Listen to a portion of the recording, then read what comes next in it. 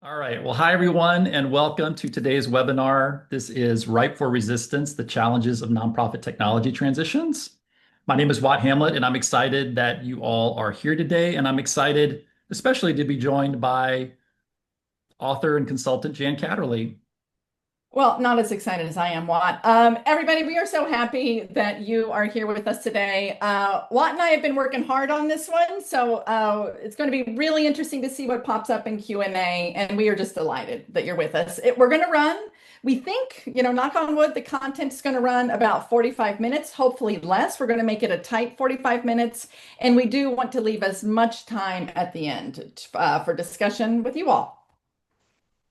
Yeah, and so our goal for the session is twofold. First, I'm going to share the results of the research survey I recently conducted into the challenges faced by nonprofits as they go through tech transitions. For those of you, and I know some of you are here already who participated in the survey, thank you so much for that. This research would not have been possible without you. So that's part one. And then we're going to hand things over to Jan to explore how the principles and practices of her book, Change Killers, can inform our understanding of these challenges, but more importantly, can light the way for greater success in these transition efforts. So whether you're here because you're anticipating a tech transition at your nonprofit, or you're a consultant or software vendor who works with nonprofits, we hope you're going to find this session helpful. So I'm Watt. I'm the founder of Watt Hamlett Consulting, where I work with organizations to help them navigate and succeed in the Salesforce nonprofit ecosystem. I'm also the guy behind Watt's List. This is the only dedicated directory of Salesforce nonprofit consultants, as well as job listings for consultant and nonprofits. I've been working in the nonprofits tech sector for over 20 years now, and for the past 18 have been specifically focused on Salesforce for nonprofits. And in that time, I have worked with literally hundreds of nonprofits at the point of their transition to new technology. And I've seen it go well, and I've seen it go not so well. And that's the perspective that informs my work. And it's what's driven my interest in this survey and in what you all have had to say in the survey. And it's also driven my interest in the work that Jan has done around change. I'm Jan Kaderly. I'm the founder of Bravebird Consulting. Over the past 7 years, I have partnered with nonprofits on their engagement and organizational strategies. Before that, I led digital engagement programs, including the campaign to end the ivory trade for a large global nonprofit. CRM has always been an important part of this work. And whether it's been the digital or the strategy work, whether it's inside or outside the organization, a lot of this work has been disruptive. And when it is, it has encountered resistance. And this resistance, it was so inexplicable, human, and deeply consequential to those involved that it led me down a 2-year path of researching and writing Change Killers, which I am excited to share with you today. So now we would like to get to know you.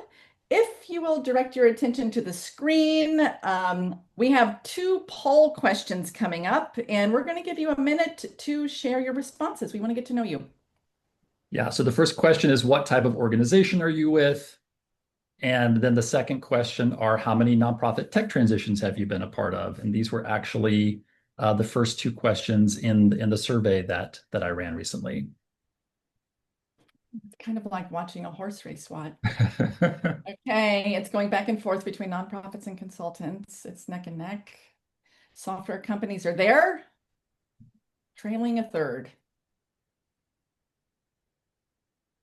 All right, we'll give you 10 more seconds to respond to the poll. Very experienced group, Watt. They've been there, Yes, they've done indeed. that. Yes, indeed. Okay, 3, 2, 1. And I'll share these out so we can all look at them. So it looks like we're roughly split between nonprofits and folks with consulting businesses, with software companies running a pretty close second. And then the majority of folks here have been part of 4 or more tech transitions, with our biggest cohort being folks that have done more than 10. So you all are in good company with the experience that you bring, and I think you're going to find the things that were shared in the You know survey. what, Juan? You know who I'm Yeah. excited for? I'm excited for the people that have done one. We have many people that have done only one. If we only had this knowledge when we had done only one, this may be a leg up for you. Excellent points. All right, Thank so here's what we're going to do. I'm going to walk through the survey results, and then Jan's going to give a brief overview of change killers, and then we're going to take those principles and practices and apply them to what emerged as sort of four big issues out of the survey. And then we're going to offer you some strategies going forward. We've got 10 or so strategies that are grounded in change killers to address some of the common challenges from the survey. And we'll have time for Q&A at the end. So we hope that you will stick around. You can go ahead and enter your questions at any point as we go, but we want to reserve time at the end to hear from you. So as I mentioned, I've been doing nonprofit tech for over 20 years, most of that spent focused on this period of transition. And in that, I have routinely encountered two phenomenon. So the first is what I call the shiny object syndrome. And this is the belief that organizations often have that something new will be better than whatever it is we currently have. Regardless of what it is we have or what the new thing is probably going to be better. And then the second is that the grass is always greener. So this is the belief that other organizations using different technology than us are better off somehow. So both of those things together conspire to make nonprofits often feel that change is going to be better than staying the course, which of course may or may not be true for them. And I think these two phenomena are fueled by the prevalence of success stories in our sector, whether it's blogs or webinars or conference presentations. You know, if you want to hear about how a new solution made a nonprofit better off, you won't have trouble finding that story. But as we know, not every nonprofit technology transition is an unqualified success. There are other types of stories that are also true. We considered our options and decided to stay put stories. We looked into it and decided it wasn't the right time stories. We made a change, but it was hell. We probably wouldn't have if we knew then what we know now. We tried and the project failed. We spent a lot of time and money and we're no better off. So unlike success stories, these are harder to come by. Software vendors typically don't want to tell these stories, not good for business. Implementers also are not likely to shine a spotlight on them. And even nonprofit professionals can be reluctant because it may be professionally risky to do so. So my idea, what if we as a sector could just do a better job of painting the whole picture? What if we could normalize these challenges, take away the stigma, and make it okay to talk about them? Armed with that information, nonprofits could then make more informed choices about whether and when they change technologies and be better prepared when they do so. So that's what led to this survey in an effort to understand if others, and really quantify if others were seeing the same challenges I was seeing. So the survey consisted of 20 statements. Each one of the statements was a challenge that I have observed or encountered in my own work with nonprofits. And respondents were simply asked to indicate how frequently each one of those challenges has been true of the technology transitions they've been part of. And there were 5 options for each statement. They could choose never, infrequently, sometimes, frequently, or always. These are the 20 challenge areas on the screen. These are abbreviated for the sake of the slide. And I won't read all of them, but just notice how they're organized into the before of technology transition. So these are things related to expectations, to solution selection, to who's at the table. During statements are about execution. So these are things like project pace, decision-making, leadership. And then the after statements are related to outcomes, things like adoption, capacity to change, and learning curves. So the survey ran for 15 days in January and February. And with that, let's talk about what the survey found. So first of all, 111 people responded to the survey, and participants were asked to identify whether they had been part of tech transitions as nonprofit staff, as a consultant, or as a software vendor, and they could select multiple options. And as you can see here, nearly half of the participants in the survey had been through these transitions in multiple roles. Of those who had been through them in only a single role. There were 30 folks who had been through the transitions as nonprofit staff only. There were 25 who had been through the transitions as consultants only. And out of the 28 people that had been through them as part of a software vendor organization, only 2 of them had only been part of software vendors. So I just want to just pause and highlight this aspect of our sector. So many of the people, so many of you who do this work have done it from multiple vantage points, both inside and outside of nonprofits. And I think that really says a lot about people's desire to be in this sector. And also the fact that they're bringing different experiences to the table when they go through these transitions. Participants were also asked how many transitions they'd been a part of, and look at this kind of in alignment with our poll here in the webinar. 77% had been involved in 4 or more transitions in their career, and over half of them, 52%, had been involved in more than 10. So in general, the folks who responded to this survey are a cohort of people with deep experience on the topic and who have experience it from multiple vantage points. And, you know, the big takeaway here among these 111 people, there is broad agreement. These challenges exist. I'm not the only one who's seen them. Most people have seen them and have seen them a lot, quite frankly, across the 20 questions. Frequently or always responses outnumbered infrequently or never responses by a factor of 2 to 1. That is, respondents reported they were twice as likely to have seen these challenges in projects as to not have seen them. And this is true across almost all 20 questions. 17 out of the 20 questions had more frequently or always responses than infrequently or never. So I want to pause and just let that sink in for a moment. Weigh that against all the success stories that have been told in our sector. If you're working for a nonprofit anticipating a technology change, or if you're a consultant or a software company working with those nonprofits, these are challenges you should anticipate. It is normal. That doesn't mean there's nothing that can be done about them. That doesn't mean that change can't lead to success, but it does mean that these challenges are not the exception, they are the rule. So let's get a little deeper into the results. So first of all, which were the most common challenges identified in the survey? These are the top 5 on the screen. These are the statements that the respondents replied to. This is kind of breaking it out on a scale of 1 to 5, from never to always, kind of what the average response was, percentage of the responses that were frequently or always, and then which phase of the project the challenge occurred. And if you'll notice, 4 of these 5 challenges all occurred, most common challenges all occurred in that before stage, before the implementation of the software actually began. And then if you look at the number 1 challenge, that the project was more difficult than expected, that's actually just another way of saying the planning wasn't sufficient, right? We weren't prepared for what was going to happen during the project. So the most common challenges, as it turns out, are born before the project even starts. So if you're thinking about how to mitigate challenges that nonprofits face in these transitions, this before phase is a critical place to focus.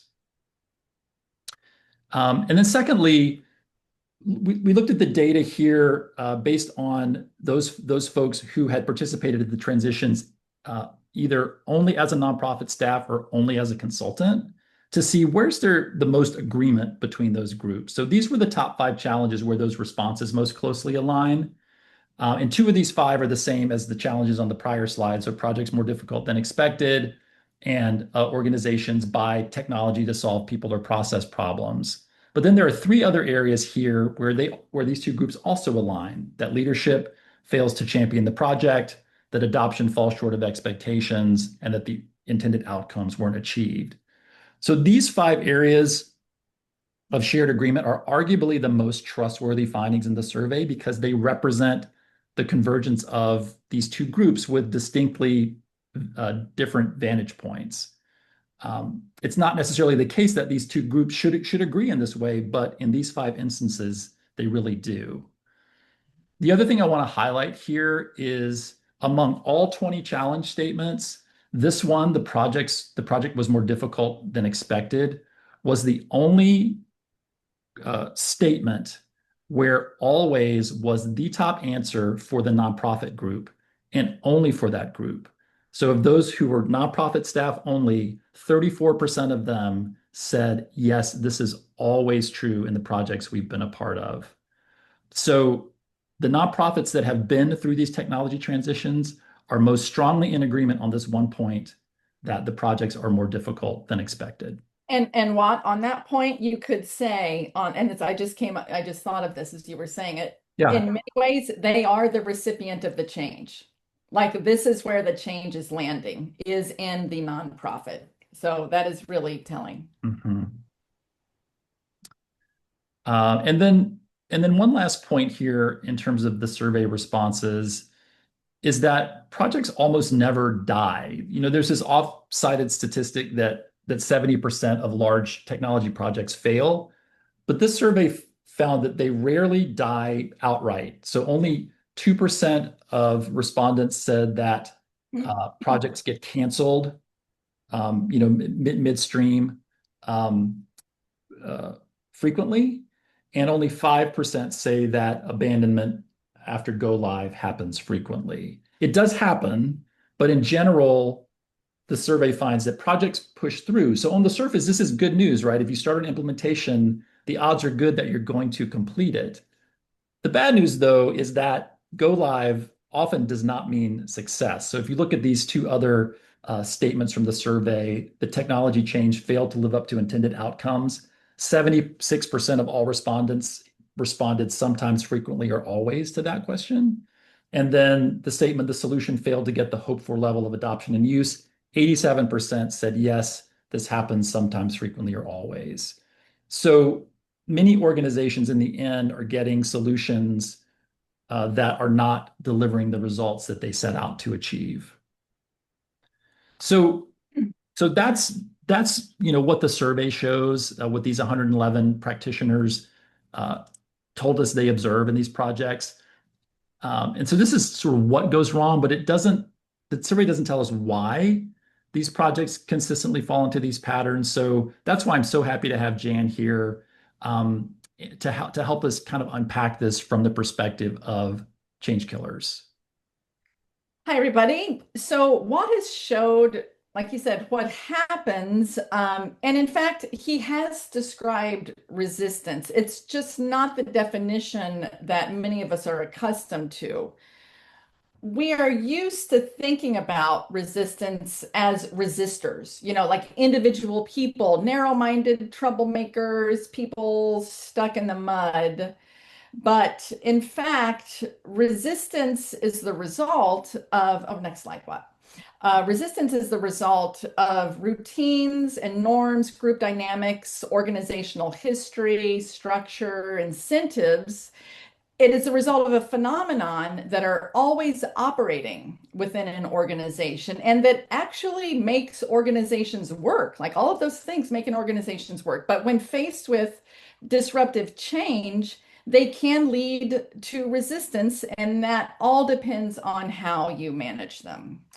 So I did the book Change Killers. It is a deep dive into 8 types of resistance in organizations and all based on real life experiences. This was extensive research of hundreds of peer-reviewed articles. And the research really aims to understand how does resistance work? What are the underlying causes and what you can do about them? And once you get to the underlying cause of a phenomenon, then you can address that phenomenon in a really sustainable way. And it's meant to be a field guide. It's meant to be very easy to understand and practical. So here they are. These are the 8 change killers. I'm going to quickly introduce them. I'm going to fly through an introduction of them right here, and then I'm going to unpack 4 of them that are especially relevant to us today. So we've got habits and routines. This means that change is running counter to our daily practices, and this is now second nature to us. Commitment. This means that the change is substantially different from something that we have been committed to. Identity, we truly believe and internalize an organization's needs, and we're not identifying with the new direction it's taking. The status quo effect, this is when the organization can't change sufficiently or quickly enough to meet the demands of its environment. This is a structural piece. Best practices, we adhere to popular, well-established practices when they really may not be best for us. Groupthink, it's more subtle than you think it is. This is when we collectively circle our wagons in mutual support of one another, and we're clinging to past decisions that are outworn. Threat rigidity, this is when we feel threatened by a change and we're leaning in to what we know best and learned first. And then change cynicism is when we cannot trust the organization or believe that this time will be any better than previous change attempts.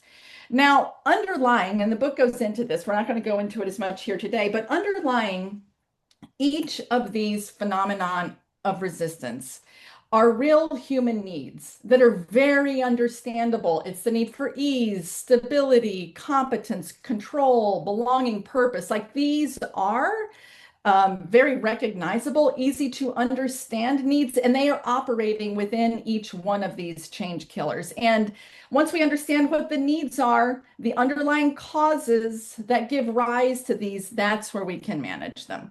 Okay, we're going to focus, I'm going to fly through just a few key pieces of 4 of these change killers that are going to be pretty important for our discussion today. So the first is habit and routine. So just think about what happens in your day. You do not deliberate on every action you take. You just do it. This efficiency is a gift our mind gives us. It allows us to focus our deliberative brain on real challenges. But it also means that you cannot fully account for how you do your work, how you go about your day. So habits work beautifully until you need to change them. The next is status quo effect. Organizations invest enormous effort in creating stability, consistent processes, roles, structures, systems. It is how an organization can consistently deliver day after day. It's how they remain accountable to their stakeholders. When you introduce change into an organization, you are pushing against this entire structural apparatus and mindset that is uniquely designed to be consistent. Commitment. We commit to things we do and say that we will do. This is how we find purpose in our work, how it inspires us to go above and beyond. This means that we are naturally attached to things that we have done in the past. And change means letting go of this. Committing to something new also requires our active involvement and investment. So commitment, it is both an anchor to the past and to the future, depending on how you manage it. And then lastly, best practices. There is a particular kind of competence and confidence that comes from knowing that everyone does it this way. And the decision is already made for you. It's easy to build consensus around a best practice, but ultimately that confidence is borrowed. The success stories that Watt mentioned at the top, those organizations may be operating under completely different conditions, different staff, processes, cultures, even luck. When it substitutes for your own local evaluation and staff insight, this can lead you to solutions that don't actually work for you just because you believe in them. So these are the change killers that we're going to be coming back to as we unpack some of the deeper issues revealed in the survey. We're going to apply them to the survey results and connect all of this across the project lifecycle. We're going to look at estimation failures, decision gaps that exist early on in a project, then the capacity bottlenecks that surface in execution, and then finally what we're calling the go live fallacy. The go live fallacy. Watt's going to walk you through what the survey reveals, and then I will unpack what's going on under the surface.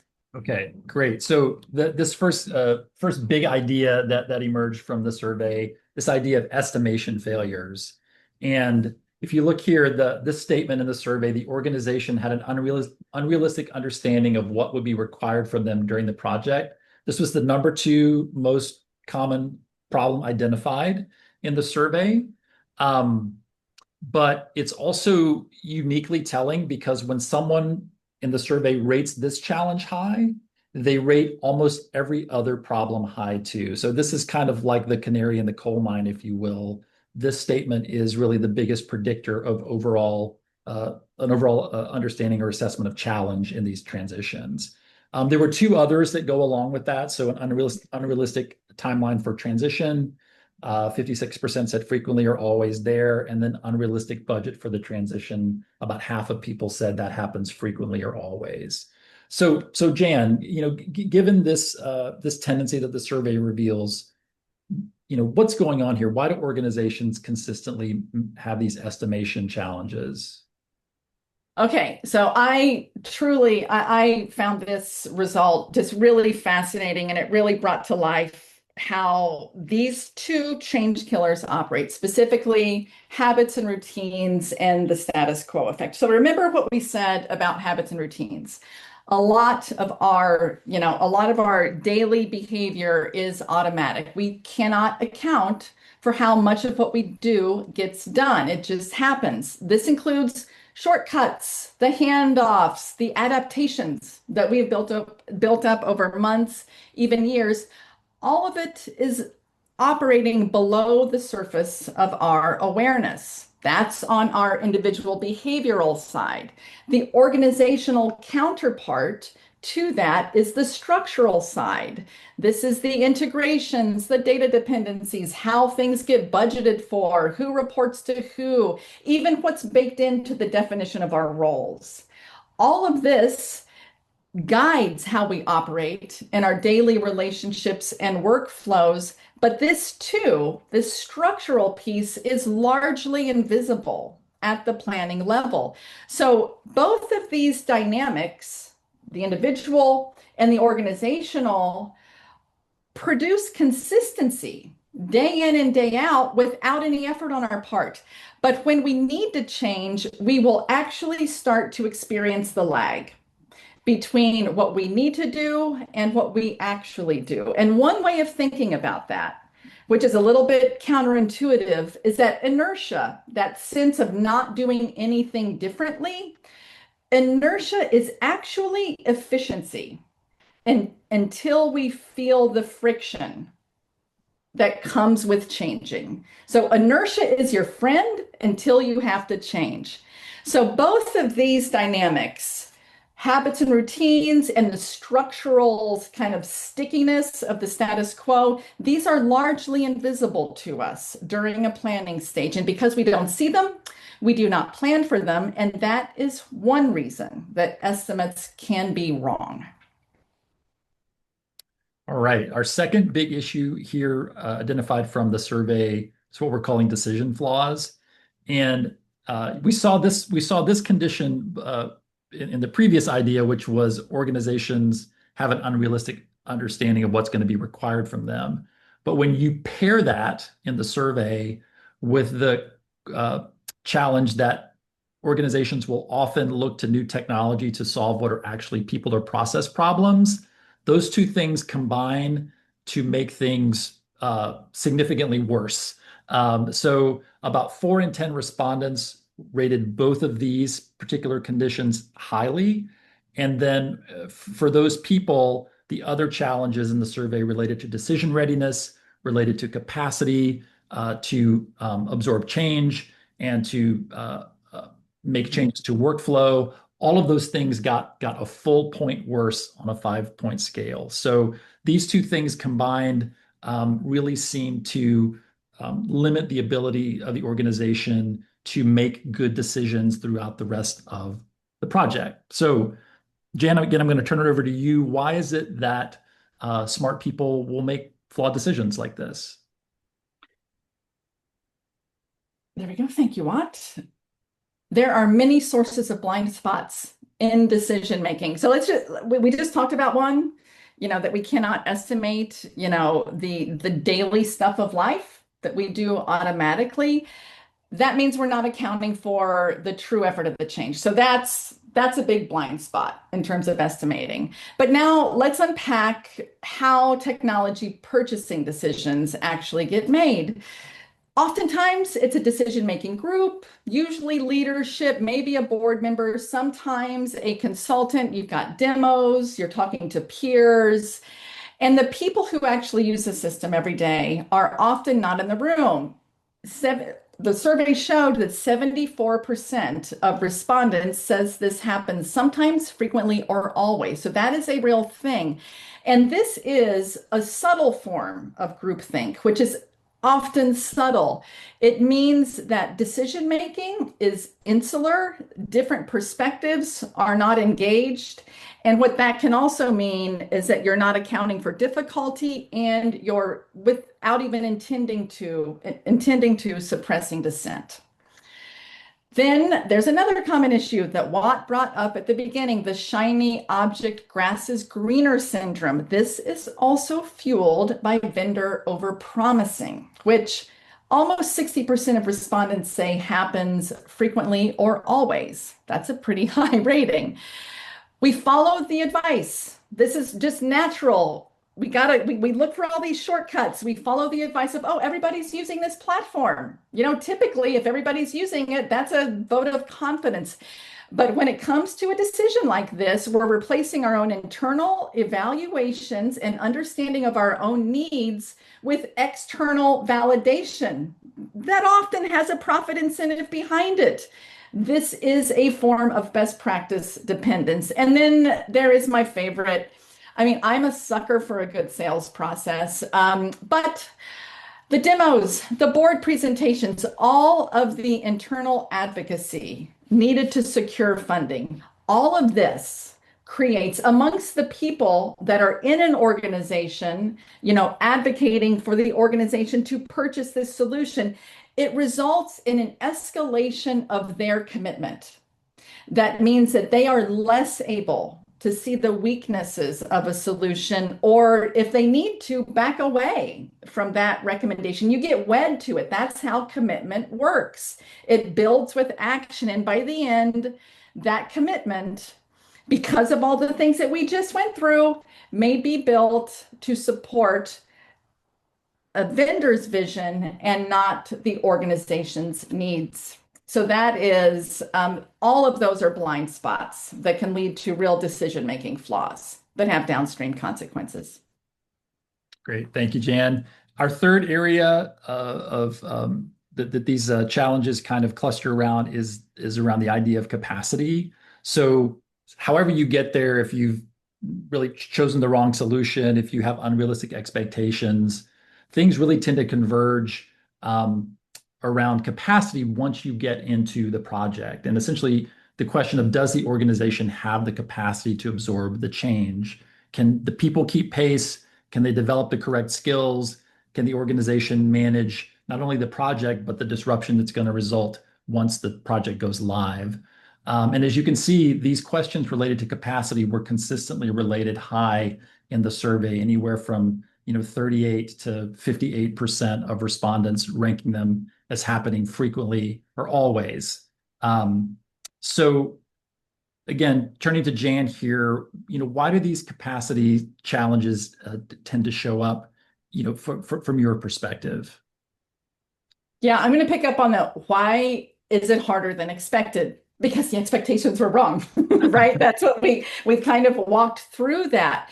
And so now you're in execution, you're in the thick of it. You're in the thick of it. This is when it should be different. But let's go back. Let's remember the behavioral and the structural reality that was invisible during planning that you just assumed because you weren't accounting for it would be different by the time you're here. Implementation is going to be where you feel the lag between your current state and what the change requires. And you are going to feel like you are not keeping pace, whether it's the data issue, the business decision, the workflow, you name it, it's all going to come here. This is where everything comes home to roost. And this is where inertia, that sense of being stuck when you need to change, and that friction becomes undeniable. It is the lived experience of those planning phase problems. And this is the estimation failure and the decision failure realizing itself. And then, so now you have got the capacity strain because you didn't account for it. Then the difficulty itself becomes a threat. And this relates to threat rigidity, one of the change killers, which I'll unpack it for you as we go through how it shows up in this actual situation of technology change.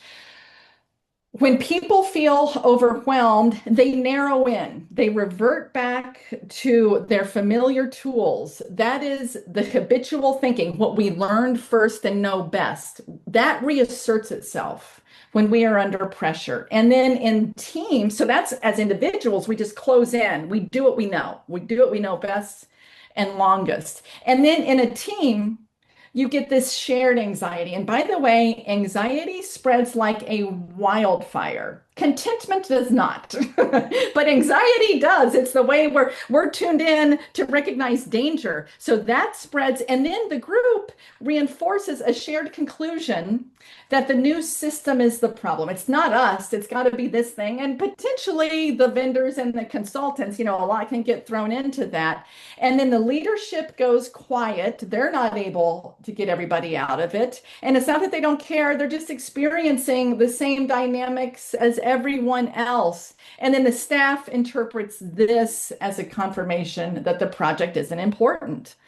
So when we feel threatened, we shrink. And then the irony is that people are most able to manage a problem when they feel like there isn't one. And unfortunately, by the time you're in execution, the lived reality is that it's a problem.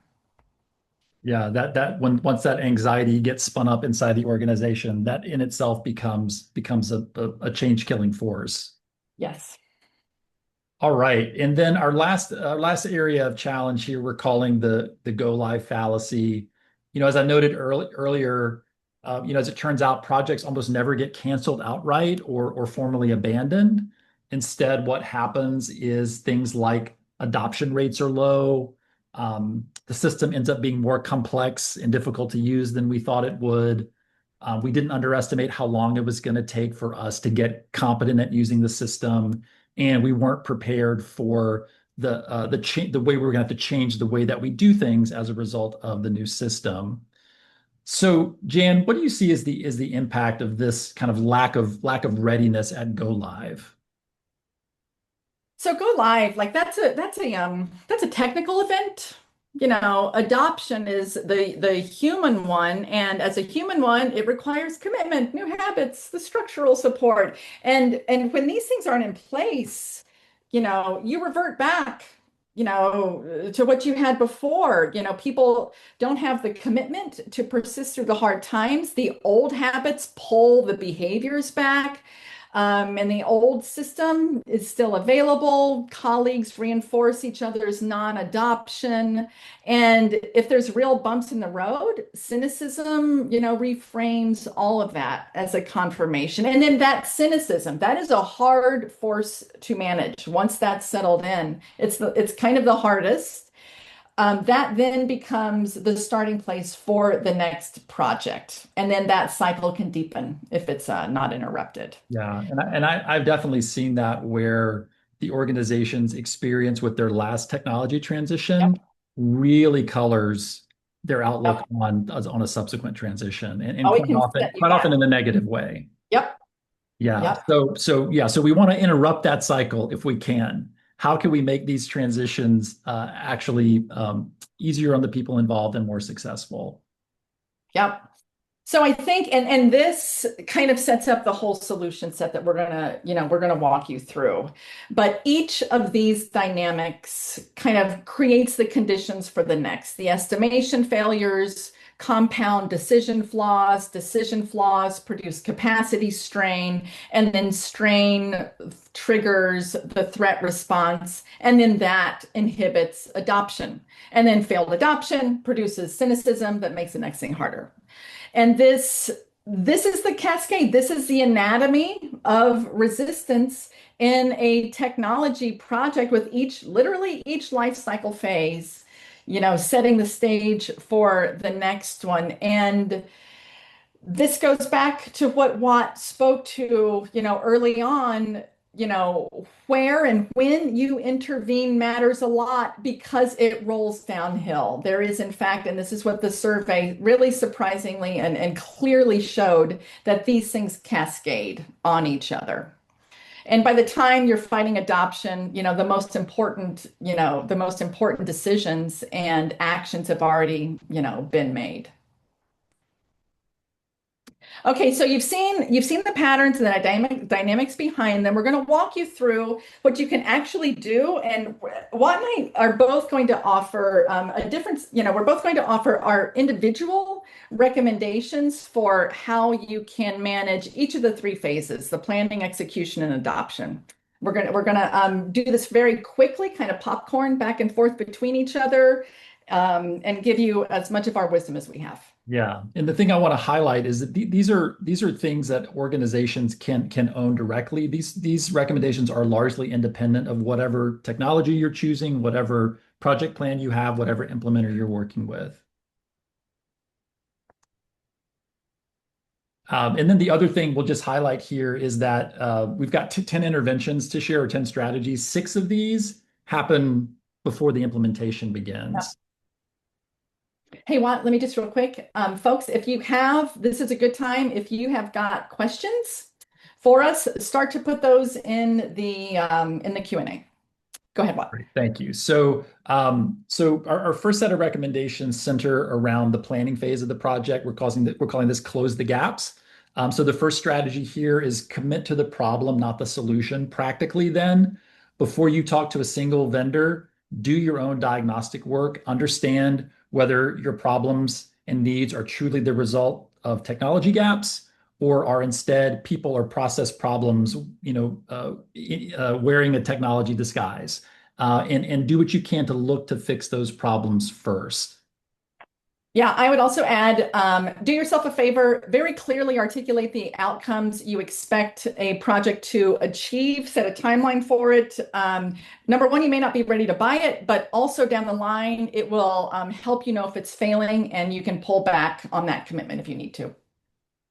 Next up, rigorously evaluate your options. Get the right people in the room to help you evaluate the people using the system, not just the people buying it. It surfaces important information, plus it builds commitment.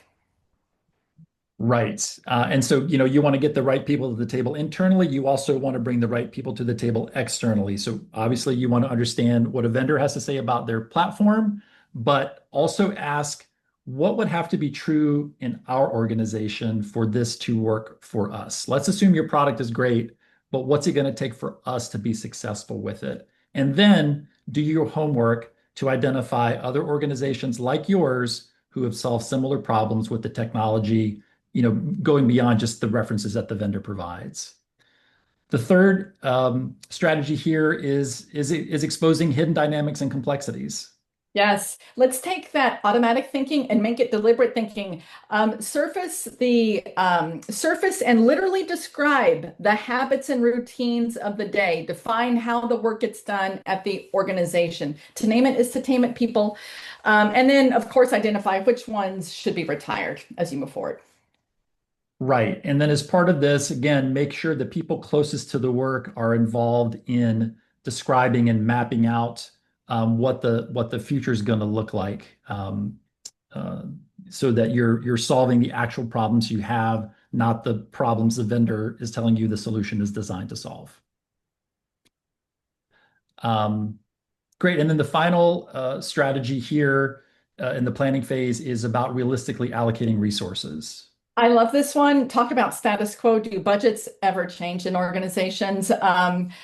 Budget for the change, not just the technology. The behavior disruption, the structural rearrangement, these are real costs and they're ones that often get left out of estimates. A really fun idea I came upon in the research is treat inertia like a budget line.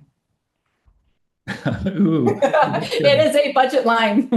um, and then my rule of thumb here when I'm working with organizations is to plan for the budget and timeline and staff demand to be 25% more than you think they're going to be, or that you're advised they're going to be in the sales process. That number used to be 20, now it's 25. But if you've allowed for this buffer, you'll have it if you need it. And if you don't, you're going to be delightfully surprised. So this is just another way to kind of set your expectations correctly for the difficulties that are going to be part and parcel of these implementations. All right, our second area here around project execution. So once you've gone from planning into actual implementation, or yeah, as you move into that phase, things here under the header of bolster capacity. So the first one is creating and protecting capacity. So in the survey, capacity items, again, were most highly correlated with overall project challenges. So this is the single most important thing you can do during the implementation is to create protected capacity. And that involves not only aligning people to the work they need to be doing, but also making sure the organization is clear about what they're going to stop doing in order to take on the additional responsibility. I would add, remember that the existing structure is not designed to accommodate the transition. It's designed for stability. If leadership does not deliberately clear the space, for people to work on the transition, the organization will try to do everything at once. The new project often loses out. And then if you have a strong internal lead for your project, ensure that that person has the ability and the authority to manage the timeline with discipline, including saying no. That's right. Next up is building resilience into the plan. So this is, it's kind of aligns with our earlier recommendation, but part of that is being, clearly defining what active leadership looks like. What are the roles and responsibilities of the project leader, and making sure they're prepared to be accountable for that. Don't underestimate what it means to plan for bumps in the road. If we learned anything today, challenges are the norm, not the exception. And if you expect it, it becomes more manageable. When it's a surprise, it triggers a threat response. And that part of that means you're communicating in all directions, not just top down. And the people closest to the project need to be a part of that as well. And then our third category here, strategy suggestion, is keep it simple to reduce risk.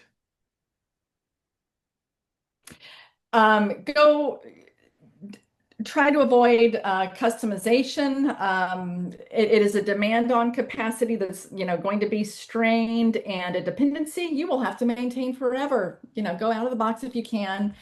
And then involve the stakeholders at every stage: discovery, design, build reviews, not just for input, but because repeated exposure actually builds the readiness. By go live, the system should feel familiar. And I would say these are not, things that are necessarily, in our experience, always missing from projects. In fact, I think implementers have gotten better and better about this stakeholder engagement throughout the implementation. So that's always good to see. And then our last category here around go live and adoption. So things you can do to disrupt that go live fallacy. The first is just making sure that you're stabilizing the new systems. From a project perspective, go live is where most budgets and consulting engagements end, but it's really where the operational challenges for the organization are beginning. So I think it's always a good idea to plan and budget for at least a year of post-live support from some source. This was one of the most prominent themes in the open-ended responses in the survey. People were really advocating for this idea of getting that necessary help after go live. And a lot of people who've gone through these projects wish they had maintained that support for longer. Um, this is another one that I think is potentially obvious, but I can't underestimate the importance. Communicate the success, even small ones. Silence fills cynicism. So even if it's small anecdotal wins, that will inspire the belief that things are working. And people see themselves in small wins. They see their contributions to it, which is motivating. Secondly, here, decommission outdated practices and tools. You've got to remove the old system. Often that happens naturally because contracts expire, but to the extent that you leave those old systems and whether they're spreadsheets or formal systems out there, that is temptation for people to revert. So even if you can't shut them off at go live, you have to set a definitive date for those former systems and sources to be retired. And just the cousin to what Watt just said, just look for all the artifacts of the old system, the spreadsheets, the old workflows. Those are also behavioral triggers that will, pull people to the past. And then the final recommendation strategy area here is enshrine new workflows and roles. So we've got to go out with the old and formally say goodbye to them, but then we've got to codify what's new. Yes. And new habits are fragile. So make sure you're building it into the performance evaluation, the incentive structures, like you're codifying it in the organization and in addition to just building habits with individuals. And then just if there is potentially, a clinging, a defense of, what had come before that happens, validate that. Let people know that those practices made sense at the time. Don't make them defensive, but show how clearly the conditions have changed. Watt, I just want to highlight, we do have a couple of questions here that I want to make sure we get to. That's great. Yeah. So we'll just wrap up quickly here, just to kind of recap the patterns that emerged in the survey. Those are real. People who are very close to these challenges have said so. And then the dynamics that Jan has presented offer some explanation for why they tend to recur. These aren't flaws of individuals or people, but these are things that are kind of endemic to organizational life. But to the extent that things are predictable, that means they are preventable. So just quickly, here are some opportunities to go deeper. If you are a nonprofit that is anticipating going through technology change and you would need some help with that, I'd invite you to go to my website, Watt Hamlett Consulting. You can learn more about my services related to needs and readiness assessments or implementation oversight, really designed to help you put the right plans in place to make sure the organization is ready. Also, if you haven't already read Change Killers, you should do that. You can go to changekillers.com. It's available in hardback, paperback, audiobook. So definitely check that out. And then we have an opportunity here for folks to participate in our Change Killers workshops. This is where you will show up with a specific challenge and work with a set of your peers and with Jan and myself to create a plan to help you manage the resistance life cycle for your project. Yeah, and I would just say you get a 100-page workbook that you take with you. You can adopt the methodology in every facet of your project cycle, and you get a copy of the cards, which people really love cards. They love having something in their hands. So people have liked this. They've liked it. Always have my action pack handy here on my desk, Jan. People enjoy it. So we'll just leave some QR codes here on the screen if you're interested in participating in that consultant workshop. That's coming up April 16th and 17th.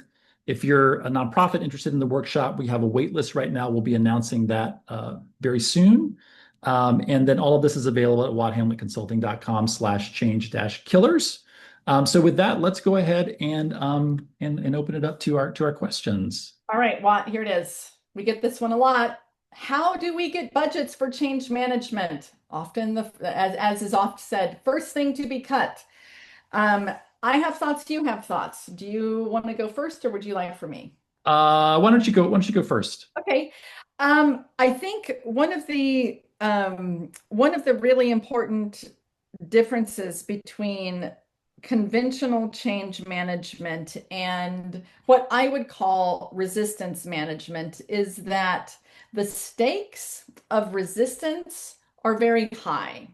So I think all of this to say we need to start reframing change management from less of a, the conventional, predictable communications, the training, some of these things that sound good, but do not necessarily easily tie back to what can make a project go horribly awry and potentially fail by the end and fail in the limp along way that Watt described. So I think the thing that framing change management as we are managing resistance when we are managing change, because it's going to be resistance that is the greatest threat to a project's success. So I think it's a way of, well, I am by nature a glass half empty, but really leading with the threat, because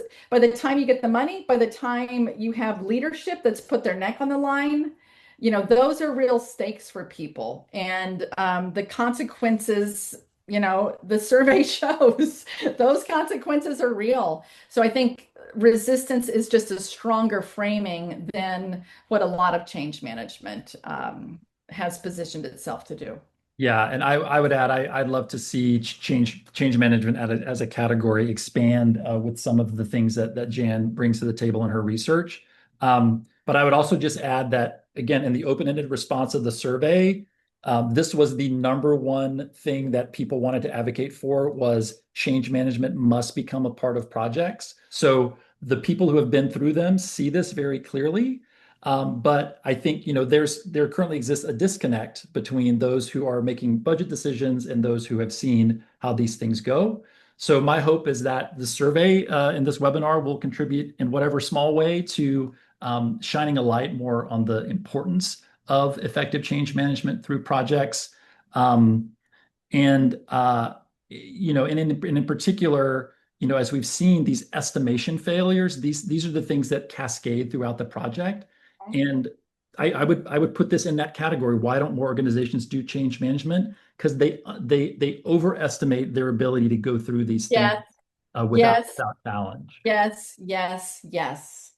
Watt, I love that. All right. Okay, our next question has to do with this has to do with I'm gonna it's I love if everybody just take a look. It's a really well written question in the Q&A. It's about exposing bad habits, and I think I'm gonna kind of cut to the end of it. It's really well written though. How can we go about exposing bad habits while being considerate and empathetic? So I think we touched on that a little bit in the recommendations, but one idea, of course, is validating, that those made sense at the time. I think, Mm. when we look at, and part of, the reason I like looking at resistance as really natural phenomenon that make the organization work as well as resist. It's that those habits produced incredible efficiency. They worked for a really long time. And I think the more and we all do them. So by the time you do two things, we're all humans, that have very similar coping mechanisms. We're all taking shortcuts to get by in a busy day. That's where habits come in. By the time we recognize that these routines are literally built into organizational workflows, that's normal. The person is really not to blame. So you can kind of take blame out of the equation. We're just doing what we're paid to do, show up every day. So once you take blame out of the equation, you find a way of validating that as being really, contributing to the organization's success to date.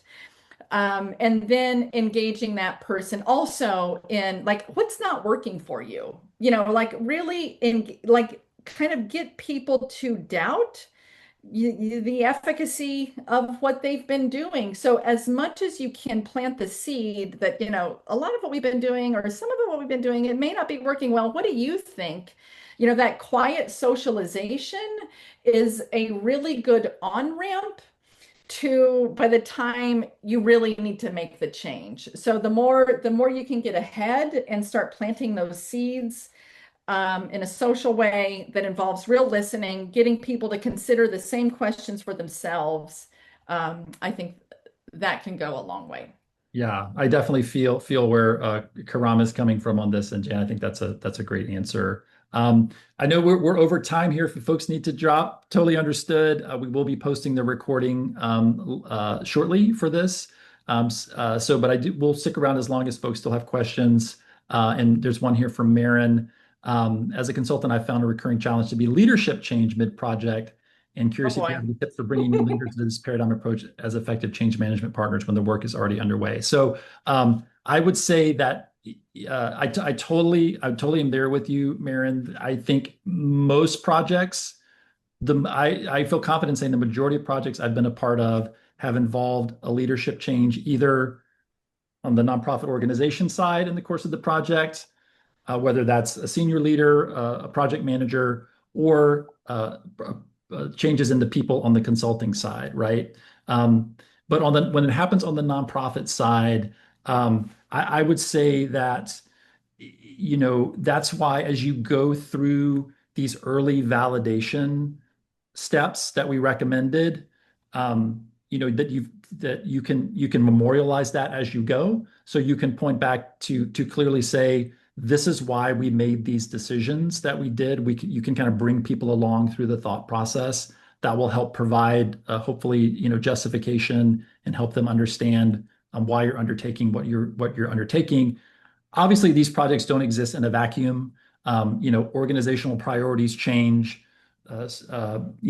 funding changes. Like some of those things there's just nothing that can be done about them ultimately. But I think to the extent that you've done that diligence and that all of the people involved have been a part of it all along, then you've kind of, to use Jan's language, you've kind of begun to build up the commitment that's going to provide that stable core, even as leadership may come and go around it. The one thing that really comes to my mind is integrity. And I think the more you can, like when a new leader is coming in, like they're playing such an important role of kind of maintaining whatever, the compact was set up at the beginning. So that continuity, that the project is following, the same trajectory, that people can predict what's coming and that they can trust that the process will continue. I think the more that you can link the leader to the integrity of the process and the important role that they play in maintaining it, the better. And I think that that'll also be something that most people are very motivated to do. All right. Well, listen, thank you all so much for your participation, for hanging in there. Thank you for your great questions. Again, we hope this has been helpful to you. And yeah, please reach out if we can be of help to you or your organization. In addition to our workshops, we also are working with teams, both nonprofit teams and consulting teams. Would be happy to come in and help you all, kind of better do what you do in seeing these projects through to success. Jan, any final words before we wrap? No, I want to thank everybody so much. Thank you for contributing to the survey for everybody and then hearing us out on what we made of it. This was really fun. Yeah. All right. Until next time. Bye, everybody. Thank you.